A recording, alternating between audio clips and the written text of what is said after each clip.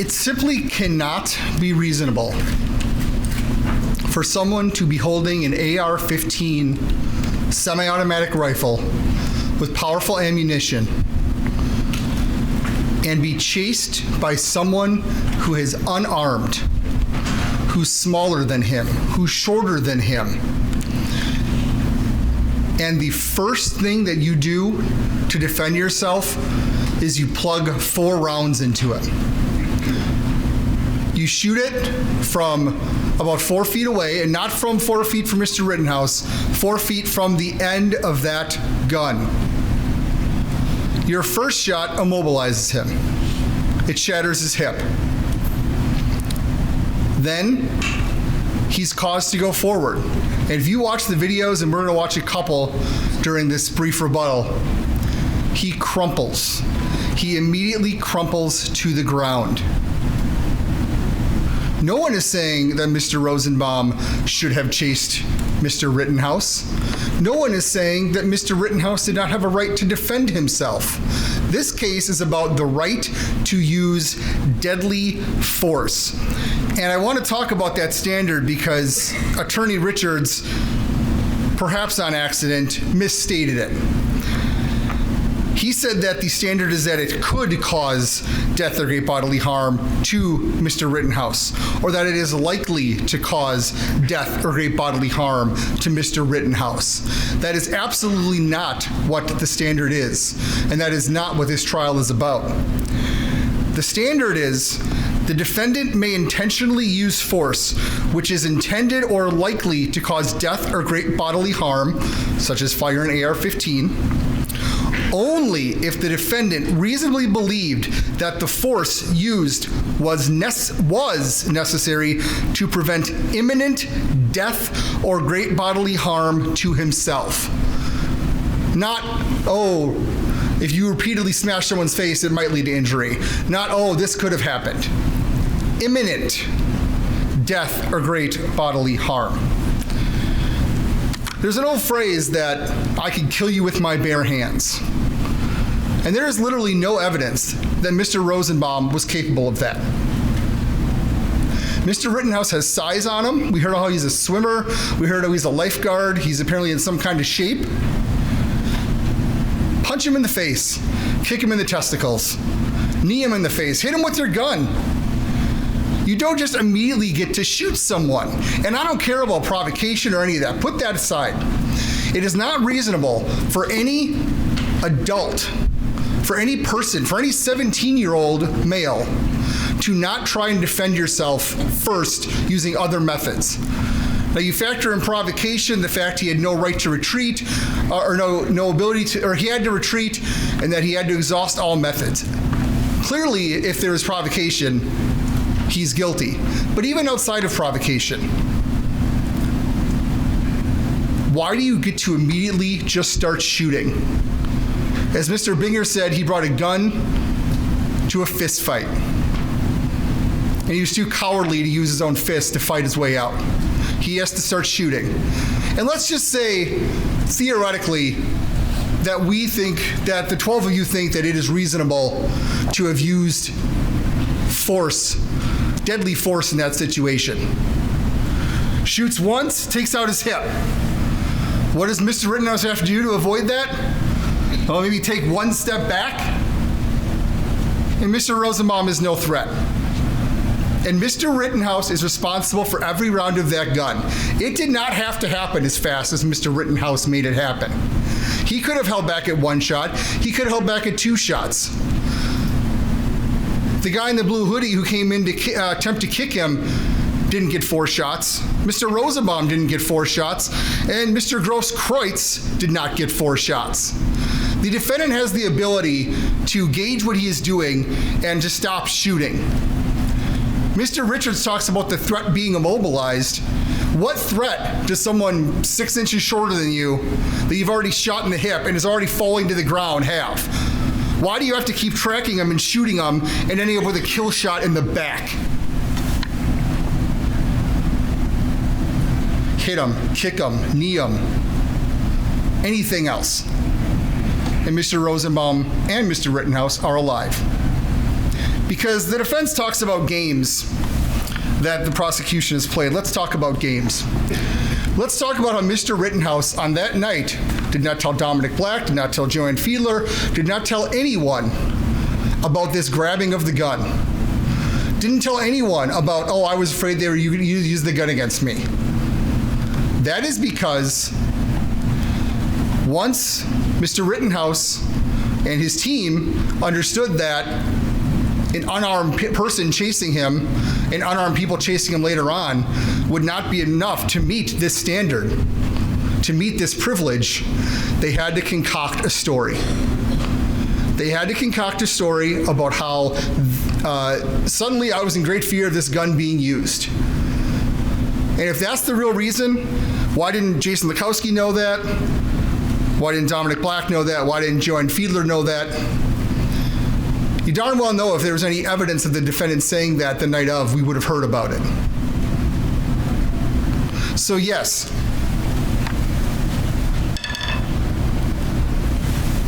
Mr. Rosenbaum is 4 feet or so from the barrel of the gun. He gets shot in the hip. He begins to crumple. Now remember, we did this demonstration when Dr. Kelly testified. This bullet entered here in the middle finger and came out here. This is how you grab something? I'm Mr. Rosenbaum trying to take this gun away. And this is how I'm going to do it, with my hand turned almost completely around, and with apparently my fingers spread, because these two don't get soot, which may mean they were on the gun or outside of the path, and the other ones do get soot. We're not talking about injuries to the palm here. We're not talking about injuries like this or any kind of grabbing injuries. We're talking about either something accidental or completely defensive to knock that gun away as he is being shot just before he is killed on the 3rd or 4th shot.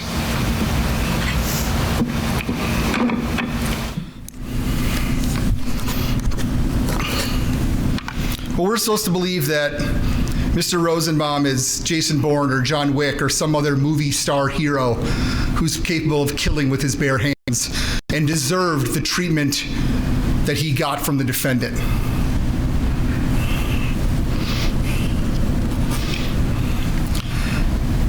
Mr. Richards' closing was quite personal. If not taking shots personally, Mr. Binger, he was gloating and boasting about his client's kills. And he talked a lot about the Zeminskis. He knows darn well that the Zeminskis are charged by my office and they have a Fifth Amendment right. This is a criminal defense attorney. Stop. Stop.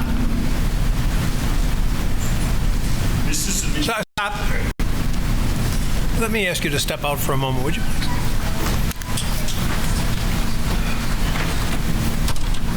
What's your objection? It's not in evidence, and Mrs. Zeminski does have a Fifth Amendment right. Her case has been disposed of, and she did not appeal.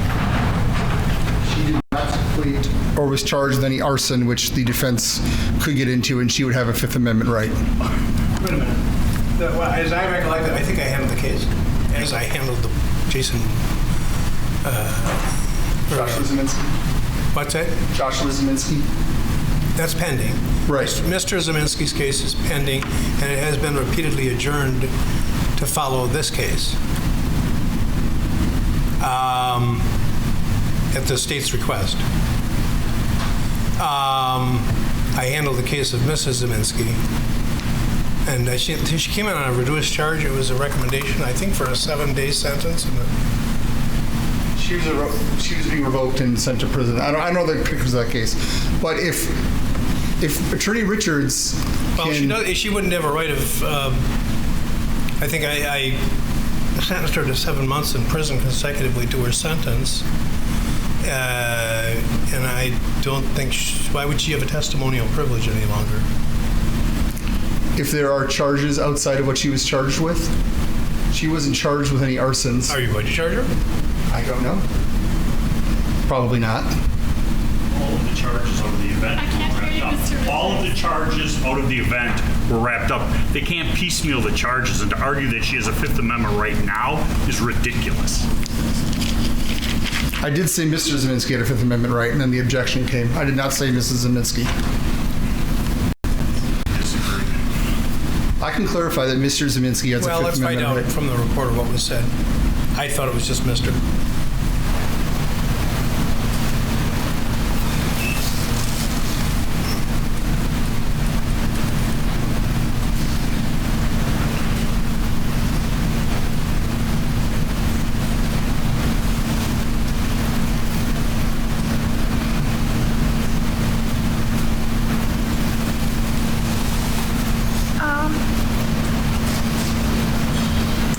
I think he said that Zeminskis are charged by my office, and they have a Fifth Amendment right. Did you say the Zeminskis? Both? All right, well then. I'll clarify. I'll sustain the objection. I understand. All right.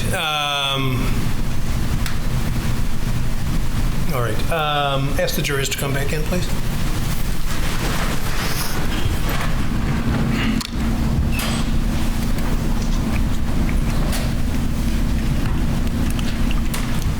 All right, I've sustained the objection because the statement which was made by Mr. Kraus was not accurate, at least as regards Mrs. Zeminski. Any question? Go ahead, Mr. Kraus. Thank you. Ms. Zeminski was charged and convicted by my office. Mr. Zeminski still has pending charges. Attorney Richards knows that he has a Fifth Amendment right to not testify. He can...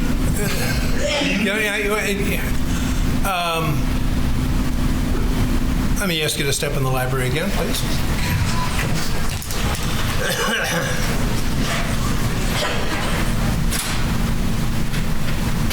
Your Honor, one, it's not in evidence. Two, one, wait for the door. One, it's not in evidence. Two, if he wants to say he has the Fifth Amendment right, they also can grant him immunity. They're the only people who can. And if they're going to say that, I should have a rebuttal to explain it to those 12 people. They hold the keys to Mr. Zeminski testifying or not testifying. We just heard 2 hours of how terrible Joshua Zeminski was, and the defense wants us to offer him immunity. That's completely That's not what our you said, decision. Mr. Kraus, please. He still has a Fifth Amendment right. What I'm saying is accurate. But you know, the questioning, the question you're asking, the Zeminski case has been here on a number of occasions, and it has been either it's been a mutual request to adjourn the case. Who's his lawyer? Mr. Barth. Okay, it's been repeatedly requested that it be adjourned, and I assumed, or was told, I'm not sure which, that it would be adjourned pending the outcome of this case. No, that's not true? No. I don't know. Well, it's not true. It is true that I assumed it. Whether I was told that or not, I don't know. It's not the same as Dominic Black, Your Honor. It's a different situation. Mr. Zeminski's case will go to trial on January 31st. Well, That's the plan. But why was it being adjourned? I think there was some, we had a witness who was not available at the last trial date, so we needed more time to get them in. Okay. And Mr. Richards also brings up a point that you have control over the availability of a witness in terms of grant of immunity, but I don't want to get into that because I think on the first point he made, which is that I don't think it's an evidence. I asked Mr. DeBruin about it. What did you ask Mr. DeBruin? I asked Mr. DeBruin that when we were talking about our meeting, that he was going to be a witness against Mr. Zeminski, and that Mr. Binger talked to him mostly about Mr. Zeminski because there's a pending case against Mr. Zeminski. Say again. After Mr. DeBruin talked about our meeting, on cross-examination, I asked Mr. DeBruin, I believe this was a while ago, I indicated that he was going to be a witness in the Zeminski case, and that Mr. Binger asked him mostly about Zeminski, and why would Mr. Binger ask questions about Mr. Zeminski in an effort to change his statement in the Rittenhouse case. And he had no answer for that. What's that got to do with the Fifth Amendment right. that the district attorney is making, or the defense attorney is making? It's that there's an open pending case against him. There was specific testimony that there was a trial date on January 31st. That came in through Mr. DeBruin, and I actually mentioned it in my closing. because it's in evidence that there's a pending case. I'm prosecuting Mr. Zeminski, and the trial's coming up in January. That is in evidence, Your Honor. That has nothing to do with the Fifth Amendment, which is what I'm objecting to, him bringing that into this. I don't know.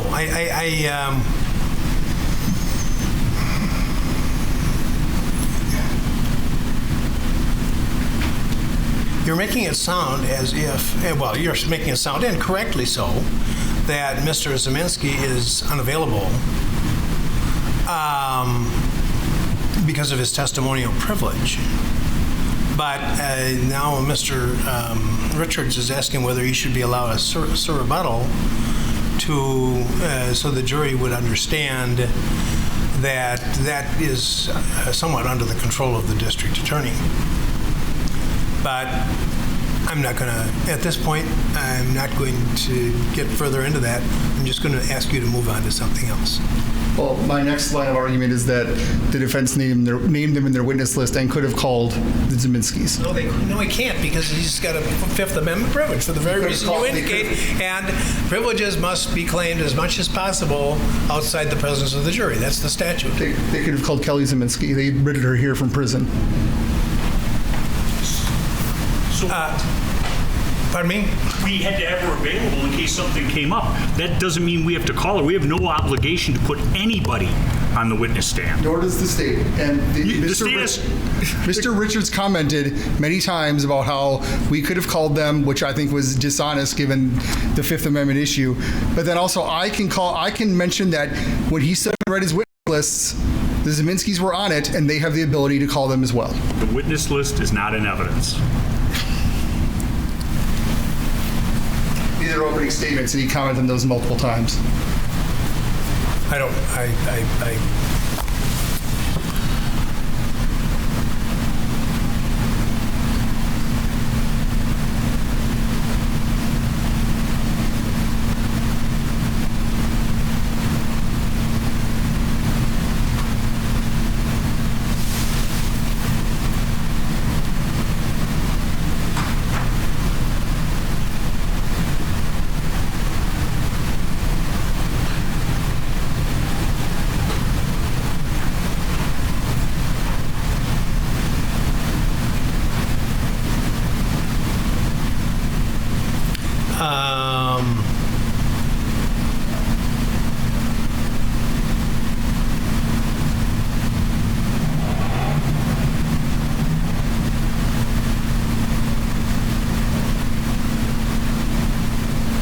What was the last statement you made now that drew the objection? That Mr. Zeminski has an open case and a Fifth Amendment right. Yeah. Well, it is an accurate statement.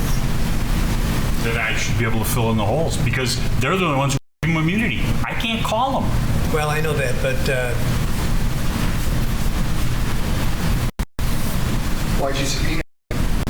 you know. You can. He was saying it for 2 days. No. You address your remarks to me, both of you. To me, not to each other, please. It's called being prepared. I don't know what's going to happen at a trial. Okay.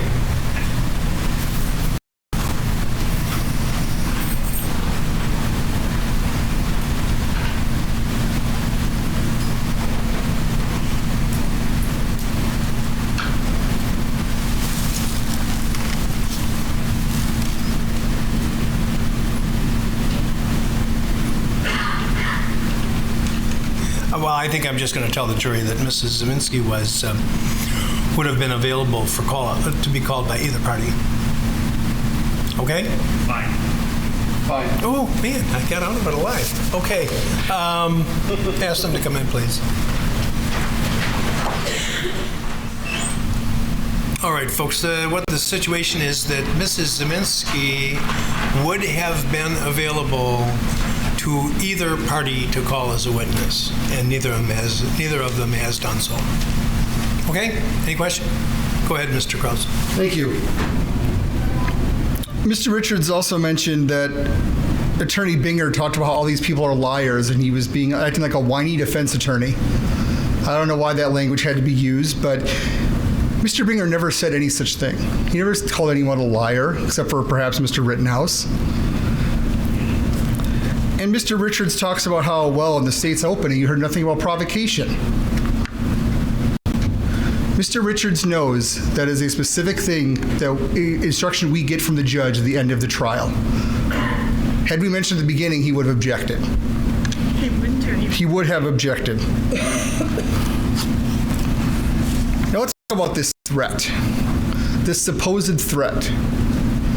Mr. Richards talked about that gas station and showed the video, and it showed Mr. Rosenbaum at the end. Attorney Binger had said he's not in this video as it started, and you don't hear anything from him. And that is true. At the very end, he is seen standing quite a bit away from Mr. Balch and Mr. Rittenhouse. This is where that supposed threat happened. There's a distance between them. Every time the camera pans back, the protesters are pushed back, and you never hear this threat. You hear nothing.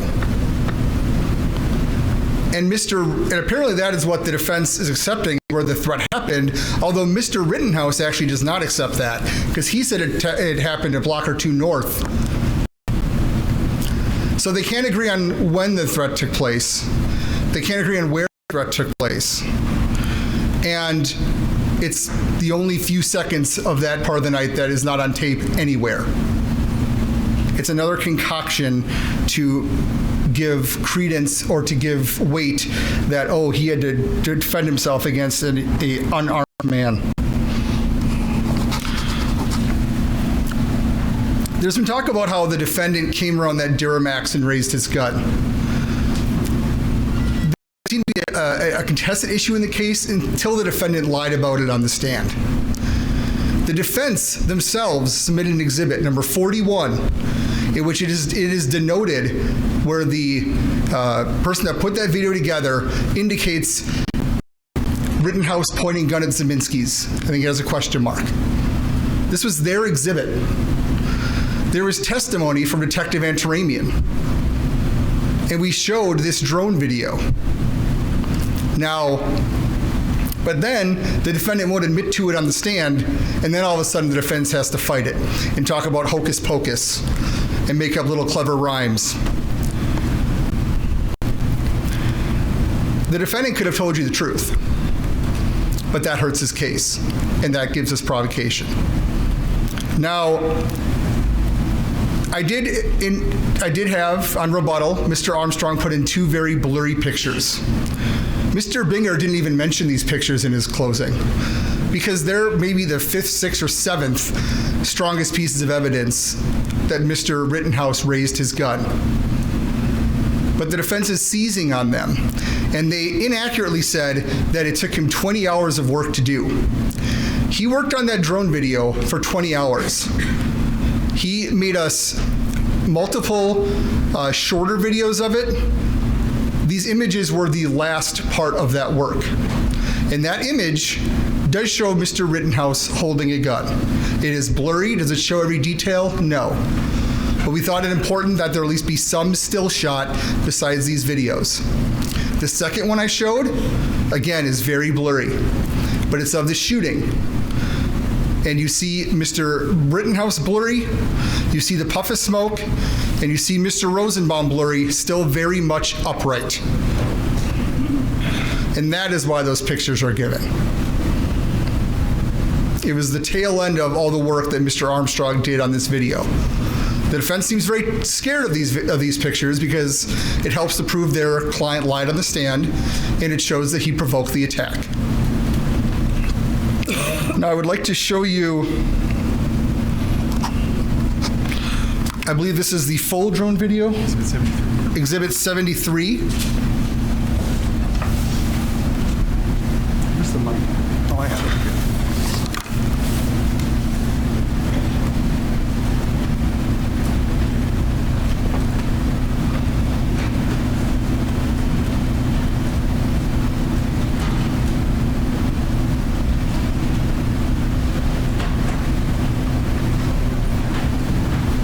Okay, please play it.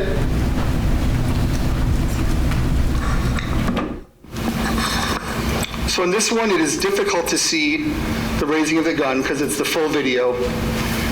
I would encourage you, if you find it necessary, to take a closer look at the bigger TV. Please stop it. Now, if you see in this video, Mr. Richards wants to make it seem like the only recourse the defendant has in retreating is walking into this mob of people who are breaking cars.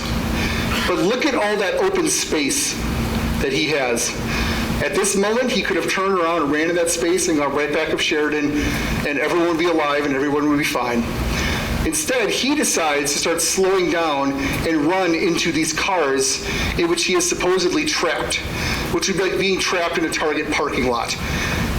As you see, as we keep playing it, he goes around them no problem, and he goes right into this totally clear space that was available to him the whole time. He did not exhaust his duty to retreat. He did not exhaust all of his options. Now, I'm going to go to the video. I'm going to point something out. Mr. Binger is going to play it again, and I'll show you. This is in relation to Mr. Richards indicated that no one that attacked or that went after Mr. Rittenhouse in the second incident observed the shooting. That is not true. This video shows the person that is referred to as Jump Kick Man leaving the scene, and we have another view as well from another video, but I will point that out.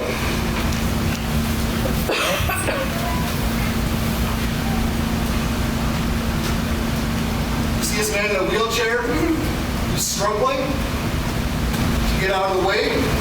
This is Jump Kick Man is right here. He sees it. He's standing there the whole time, and he comes and he helps push the man in the wheelchair out of the seat.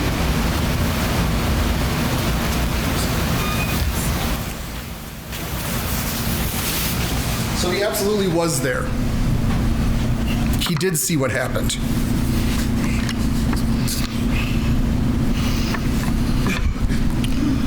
What's next?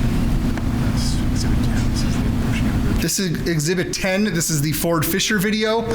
If you look after the shooting, it shows this individual pushing the wheelchair away from car source 3.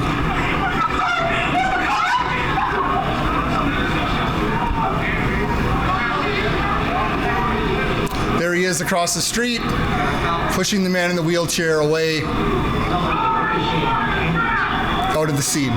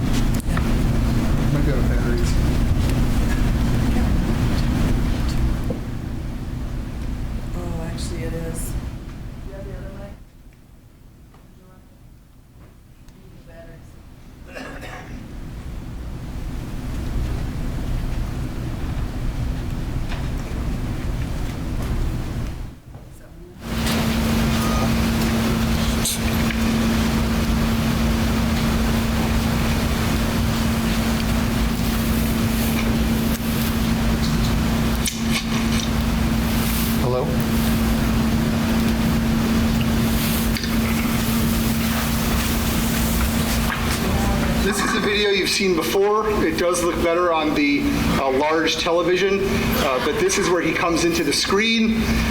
This is one of the videos that Mr. Armstrong cropped for us in his 20 hours of work. This is slowed down by 50%, and it zooms in as good as possible given the limitations of the video. I'll point it out up here, but I said it is better seen on the large TV. There he is pointing the gun. He's not close enough to the car to have that be a factor. He puts on the fire extinguisher, he breezes up. It is. Now do the next student. Mr. Kraus. Oh, we got it? All right. I'll give you that one. Again, that really wasn't an issue at trial until the defendant lied about it. Now, Exhibit 84, this is another video that Mr. Armstrong did in his 20 hours of work. And this shows the are the chase. That's where you see him point. Mr. Rosenbaum does his jump. See the defendant slowing down, seemingly preparing to shoot. And look where that first shot is. Go back play one more time. This is the zoomed in image that will eventually was shown. Look how far he's not reaching. He's being shot in the hip and falling. And he goes immediately to the ground, and the defendant sees fit to just keep shooting at him, although he poses absolutely no threat. Again, 4 feet from the barrel of the gun, not from Mr. Rittenhouse himself. What's that? Here is another video Mr. Armstrong made in his 20 hours of work. I believe he made 6 of them all told. They're all in evidence. Here's a close-up of the final shooting. That puff of smoke is already out. He's already upright. He crumples immediately to the ground, but the defendant keeps shooting him.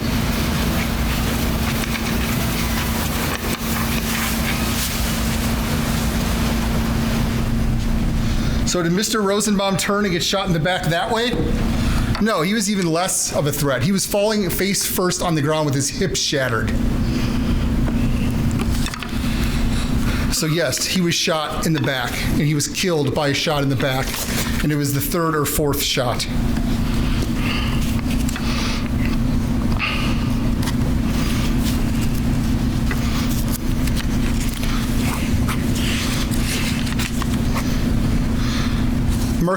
Attorney Richards indicated that Nick Smith called the defendant. Nick Smith did not testify to that. He was never asked. We don't know who or who called the defendant to go to that scene. And despite the fact that there's this madman out there who's such a threat and who's going to kill the defendant, he just saunters down there all by himself. No problem. He's not scared. This threat, if it even existed, was not taken seriously. He's a babbling idiot, as Mr. Lukowski said.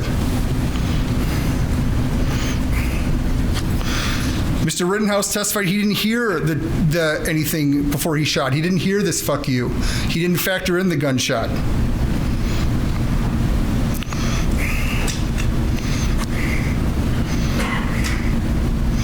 There is no evidence that Mr. Huber did anything untowards that evening. They talked about pushing a dumpster, picking up pepper balls. That was not evidence that was ever submitted in this trial. And I don't know where it comes from. No evidence that he told Gage Grosskreutz, "I had to shoot in self-defense." And Attorney Richards talks about how, well, Detective Howard testified in a certain way, and how he didn't talk about the drone footage or anything. He knows we got the drone footage, surprisingly, after Detective Howard testified. Guns do not have handed. There's not a left-handed or right-handed gun. So, yes, the demonstration that Mr. Binger did is how it happened. The defendant was facing that way. He picked it up, and the videos show it. Detective Antaramian reviewed it and saw it and testified to it, and it wasn't an issue until the defendant lied. Videos don't lie, but we know Kyle Rittenhouse does.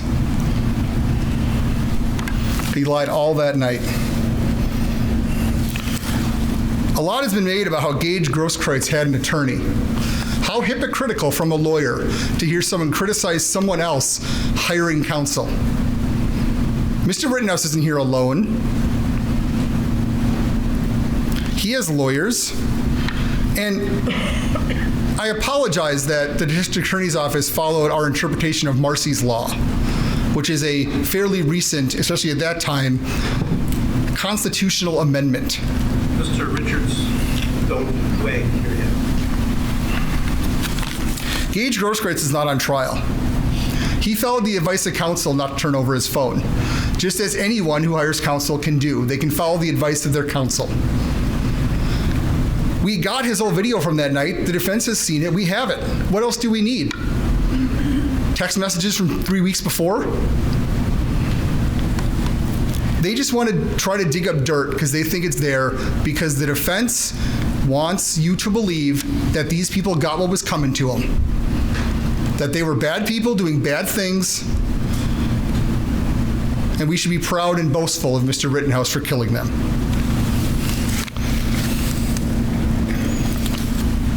Gage Grosskreutz testified what he heard, that he heard, I didn't shoot anyone, and Gage Grosskreutz acted on that. He then followed, he left Mr. Rittenhouse thinking that he was not involved in the shooting and started going to the shooting of Mr. Rosenbaum before being told by others that saw it that he was the shooter, and then he returned. So Gage Grosskreutz relied on this statement of Mr. Rittenhouse.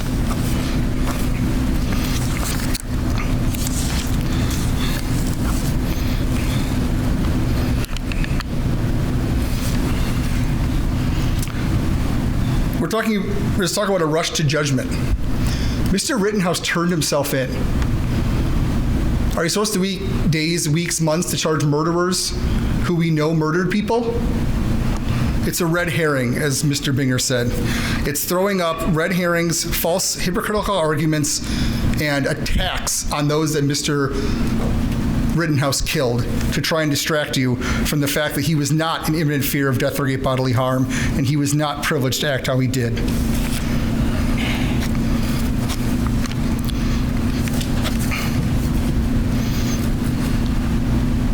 We heard from Ms. Carrie Ann Swart.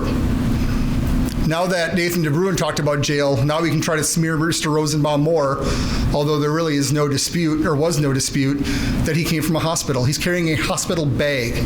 Ms. Swart testified that she talked to the hospital about how he would be released, that he went to this hospital. She knew he was coming home from the hospital. She knew it was in the bag, and he showed that picture of it backlit against the fire, trying to make it seem sinister. She talked about how there were medical papers in there. And we did that image again. Mr. Armstrong did this image for us, where you can get a little peek in the bag. And I would argue you can see medical papers. Though that big image they see looks like rolled up medical records that you get when you're discharged from a hospital. And Ms. Swart testified that he was given medications that day. Perhaps they didn't work. Perhaps there was a bad reaction. I don't know. I'm not a doctor. But he was given them that day. He could not get the ones for future days because things were closed.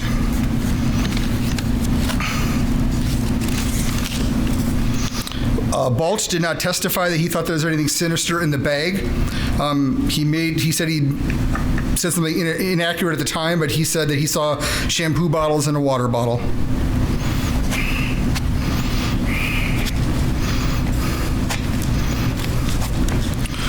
Mr. DeBruin, he did take some nice photographs, and he clearly wanted the world to know that he took some nice photographs. He's really more relevant to Mr. Zeminski, and he apparently, this is the photo of the bag, you can examine that further. Mr. DeBruin must have some problem with police and DA's offices.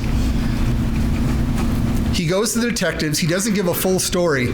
He says, he testified to this. This is not me saying anything. He forgot things because he was so nervous because the door to the police station still had an unrepaired window. That caused him such nervousness that he could not give a full statement. He meets with us in a very polite, short meeting. He has very little relevance to this case that we knew about. And yes, we showed him some videos. Is this Josh Zeminski? Oh, no, it's not. Okay, would you see him in these other pictures? Yes. You don't know it's Josh Zeminski? Okay. Somehow that's us getting him to change his statement. Could you say that? What's that? Could you say that? What did you just say? We show him pictures, videos, say, is that Josh Zeminski? I don't know. We show him other pictures. Do you recognize that as the same person? Yes. That's not getting him to change his statement. We had him read his statement. Do you have anything to add to it? No. The next day, he goes over to Mr. Richards' office. All of a sudden, he knows all this extra information that wasn't in his statement. Oh, but he was so nervous meeting with us because we showed him a video or photograph that he took of Joshua Zeminski. And then what does he do? He goes and hires a lawyer very closely connected with a gossip blogger who attacks my office on a regular basis and who is very pro-Rittenhouse. Another just funny coincidence in this case, just like how Mr. Hernandez, who doesn't live in this state, could hire any of the thousands of attorneys in Wisconsin or tens of thousands of attorneys in the state. But no, he hires an attorney who Kyle Rittenhouse's defense team has already paid money to that firm. What a coincidence.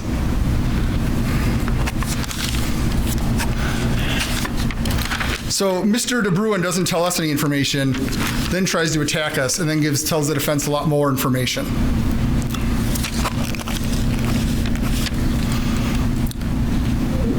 Mr. Rittenhouse did not point a gun at the yellow pants man, said he was being sarcastic. Well, Mr. Richards basically just admitted he did point the gun. So which is it? We know that Mr. Rittenhouse was going around that night trying to be a paramedic, a policeman, and a fireman without receiving any real training in any of them. Tough job to do all three at once. And he went around with his gun trying to scare people, to intimidate them, to not do minor property damage.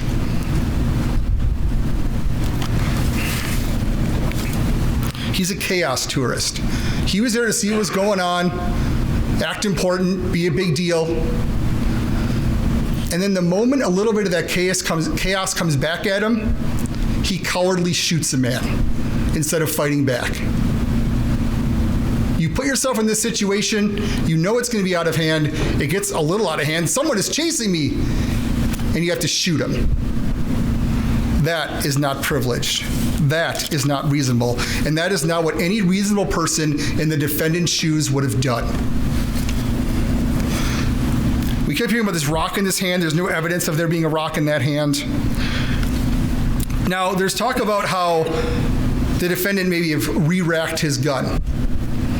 We don't see that in the video. We don't know what he did.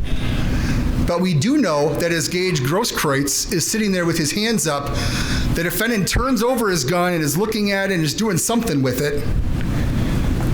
The defendant admitted to this, that he looked at the gun. Fully reasonable that Mr. Grosskreutz could have assumed that he was re-racking and preparing to fire. And it does not mean that a unspent shell casing has to be on the ground. Officer Bray testified that she shot AR-15s. She knows AR-15s. If it jams and there's an unspelled shell casing, the re-racking will take out the unspent shell casing. It does not have to be a live round. I don't know what he was doing with his gun, but it's certainly reasonable for Mr. Grosskreutz to interpret it that way. And then what does he do? He doesn't step back and take a firing position and shoot. He didn't shoot him 5 to 6 seconds earlier when Mr. Rittenhouse was being an active shooter after having killed his second person and shot at his third. He would have every right to have stopped Mr. Rittenhouse's activities at that point. But he didn't. He came up closer, he surrendered, and he said, he believed his surrender was not being accepted. Who shoots someone like this? Is he trying to shoot his own hand off? He never does anything about an actual position to shoot that gun. And as Mr. Richards admitted in his closing, when it's pointed at his head, his arm is already blown off. We're supposed to be so scared of Mr. Grosskreutz with his Glock when the defendant is holding a loaded AR-15.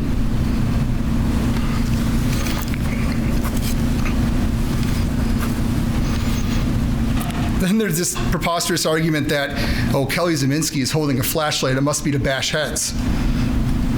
Certainly no one carries flashlights at night to walk home in the dark or walk to your car in the dark.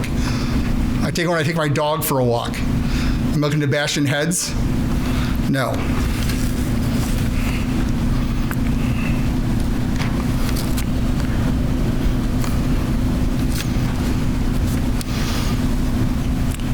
We hear about how, this vicious kick that, if you watch it live, did not seem to make much contact. Spun him 180 degrees. That is Kyle tracking him with the gun and shooting at him. He's moving as he's moving. That is not the force of the kick. And the video makes that clear. But again, we're grasping at straws and we're throwing out red herrings.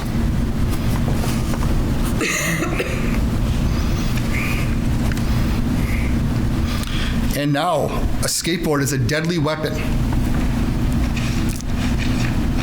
Someone should tell all the parents and grandparents and Santa Claus giving skateboards this Christmas about how they're giving their children a deadly weapon. I guess they should get them an AR-15 instead. It's just preposterous.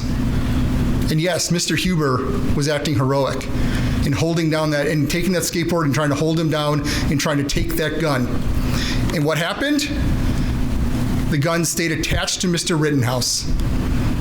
Because when the defense concocted this, they were trying to take my gun story, they left out that it is literally strapped to him.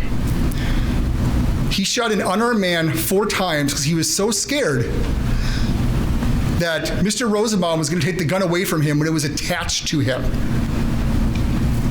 It is an absolute red herring. It is an absolute ridiculous argument. Imminent threat. Not, oh, in 5 minutes after we get beat up, then I might be a threat. Imminent threat.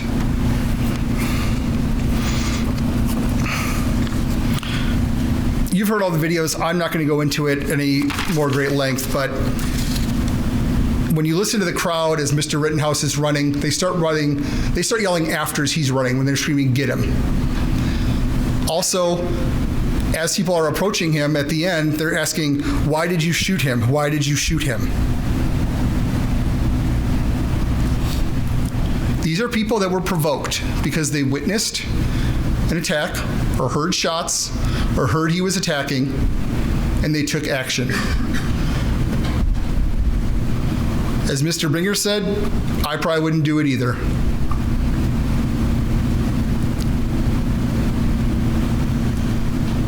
But that they did it is brave, and they did not deserve to be killed.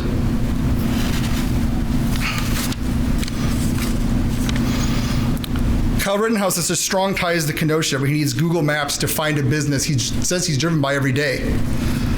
He supposedly knows Kenosha so well and is such familiar with Kenosha that he doesn't realize you can walk 1 block either way to get back to the car source. He didn't want to go back to the car source. He wanted to go see what was going on.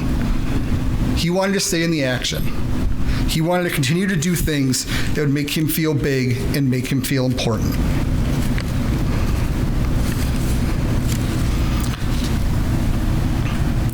These minor injuries we've heard the defendant have, again, Mr. Richards misstated the standard.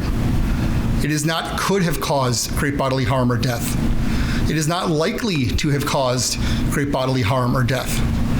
It is imminent threat of death or great bodily harm.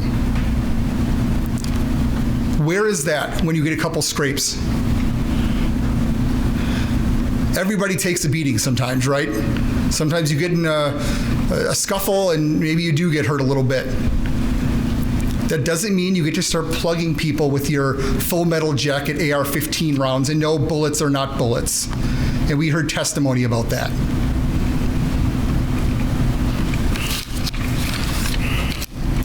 Mr. Richards mentioned this in opening, but apparently he's noticed that the evidence doesn't bear it out.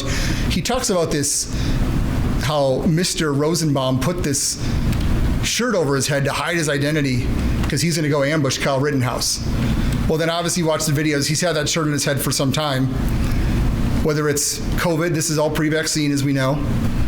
Whether it's tear gas, whether it's fire, whatever it is, he's using it to protect his face, not as some evil plan to get Kyle Rittenhouse.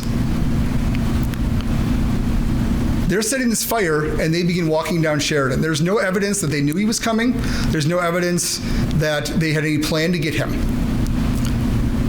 I'd submit to you that the Zeminskis and Mr. Rosenbaum were doing what they were doing all night. They were going to go bash that Duramax or start or stoke a fire. Kyle sees this and then he runs onto the scene. That's clear in the FBI video. He runs onto the scene. He puts down the fire extinguisher. He raises up his gun.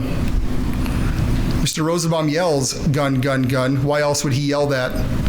It's very possible that while he was yelling friendly, friendly, friendly, he's doing so while holding a loaded AR-15 at the Zeminskis. Mr. Rosenbaum was going to chase him out of there to end the danger. And Mr. Richards boasts that, something along the lines, you won't do shit, motherfucker. Well, Mr. Rosenbaum was wrong. Oh, that's an attaboy right there. Way to kill someone unarmed because you won't engage them.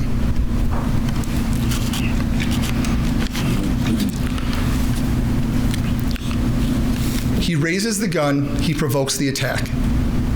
He has to retreat. He has to exhaust all remedies before he regains the right to even use self-defense, not even to use deadly force. That's a whole other separate question. He does regain the use of right to self-defense if he exhausts all options. He does not. He could have ran a different way. He could have fought. He had all sorts of different ways to exhaust his options. He did not do it. As I said in the beginning of my closing, I don't think you even need provocation. An unarmed man chasing you and you shoot him 4 times as he's falling, you kill him as he's falling in front of you because you don't want to physically defend yourself, that's first-degree reckless homicide right there. And Mr. Richards kind of plays games with the name reckless. Reckless means not intentional in this circumstance. And you can read the jury instructions, you can come to your own conclusions. And fire an AR-15 in any circumstance like this shows utter disregard for human life. There's no other explanation for it. If you're shooting an AR-15 at close range of people, you have no disregard for human life. That's not really in any dispute. I want to leave you with this. The meaning of reasonable doubt. I'm going to read portions of this instruction. Obviously, you'll have the whole instruction. The term reasonable doubt means a doubt based upon reason and common sense. It is a doubt for which a reason can be given. A reasonable doubt is not a doubt which is based on mere guesswork or speculation. That's what the defense is asking you to do, to guess what Mr. Rosenbaum was doing, to speculate what Mr. Rosenbaum was doing, to speculate and guess what Mr. Huber and this unidentified man were doing. We don't know because he killed 2 of them. All we can look at is the evidence and see him standing pretty much straight up or exactly straight up when he was shot in the hip and immobilized. A doubt which arises merely from sympathy or from fear to return a verdict of guilt is not a reasonable doubt. The defense's whole case has been trying to stoke sympathy for Mr. Rittenhouse and showing how everyone else was just a terrible person. Every life counts. Every life matters. If people did bad things that night, they could have been prosecuted. It's not up for Mr. Rittenhouse to be the judge, the jury, and eventually the executioner. A reasonable doubt is not a doubt such as may be used to escape the responsibility of a decision. There's a lot going on in this case. We all know that. We all knew that from the day we walked in on November 1st. But this verdict should be about what the facts are and what Mr. Rittenhouse did. That's what the 12 of you who go to deliberate will go and decide.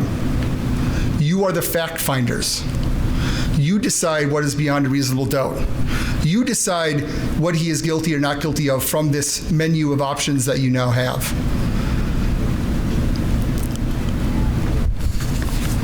An imminent threat. The only imminent threat that night was Mr. Rittenhouse. He was not acting in legal, justified self-defense. He's guilty. Thank you. Thank you, Mr. Kraus. Members of the jury, the time has now come when the great burden of reaching a just, fair, and conscientious decision in this case will be placed wholly with you jurors selected for this most important duty. You will not be swayed by sympathy, passion, prejudice, or political beliefs.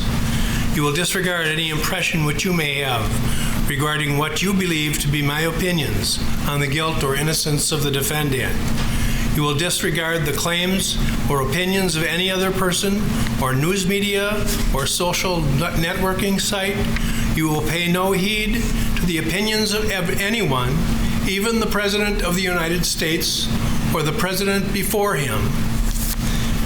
The founders of our country gave you and you alone the power and the duty to decide this case based solely on the evidence presented in this court.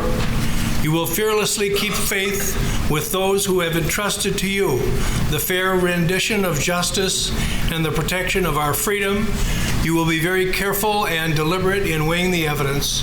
I charge you to keep your duties steadfastly in mind and as upright citizens to return just and true verdicts. You will decide only whether the defendant is guilty or not guilty of the offenses which are charged. Any consequences of your verdict are matters for me alone to decide and must not affect your deliberations. It will be for you to determine whether the defendant is guilty or not guilty as to each of the offenses charged or submitted.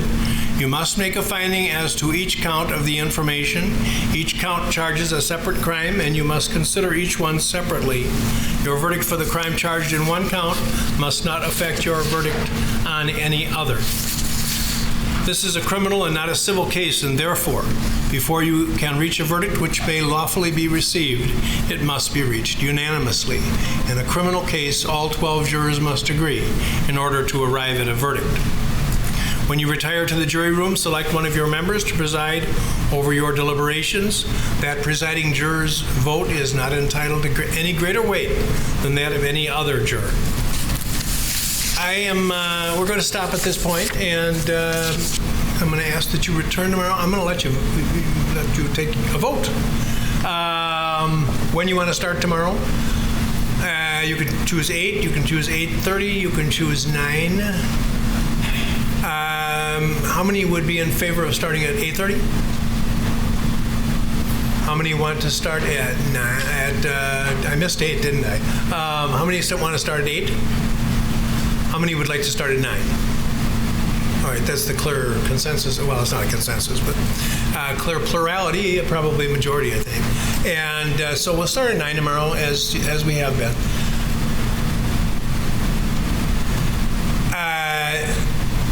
The case is ready for decision by a jury of 12. We don't have that, and it's just as important as ever. I'd say more so, except that it was always important that you not discuss the case with anyone. And you won't have to resist that much longer now because you'll be able to decide the case. Please don't read, watch, or listen to any account of the trial or anything to do with the trial. And tomorrow morning we'll assemble, and as I indicated earlier, the tumbler over there will be used. All of your numbers will be placed in there. And 6 of the, well, assuming there are still 18 of you, 6 of them will be drawn out. And those persons will be held in reserve and will not join the 12 in deliberation. We're going to retain you here in the building. Those of you who are not selected will stay here in the building. And in the event that your services are needed as we continue the case. And then the 12 of you who are the jury selected will commence your deliberations at that point. So, again, no talking about the case. Please don't read, watch, or listen to any account of the trial. Any questions, anybody? Enjoy the evening. We'll see you tomorrow.